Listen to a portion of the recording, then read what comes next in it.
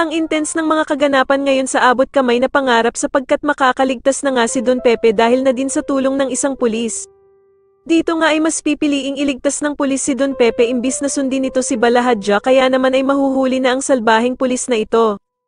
Samantala matapos malaman ni Doc Carlos kay Annalyn na pinagbibintangan nito si Zoe, na may kinalaman sa pagkawala ng kanilang lolo Pepe, ay kukumprontahin ni Doc Carlos ang anak niyang si Zoe at paaminin niya ito.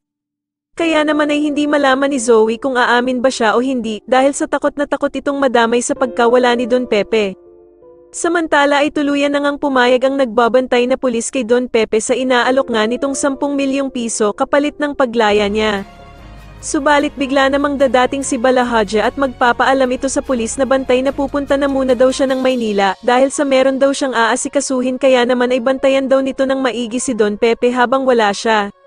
Kaya naman ay biglang magkakaroon ng pag-asa si Don Pepe dahil masasagawa na nga daw nila ang kanilang pinaplanong pagtakas. Sa kasamaang palad naman habang papatakas na nga sila Don Pepe at ang pulis na nasuhulan nito, ay wala naman silang kaalam-alam na nakasunod na pala sa kanila si Balahadja na ang akala nila ay nakaalis na ng Maynila. Kaya naman dahil sa pagod na si Don Pepe ay maabutan tuloy siya ni Balahadja at sasabihin nga nito sa kanya na umpisahan na daw nitong magdasal dahil sa babarilin na daw siya nito.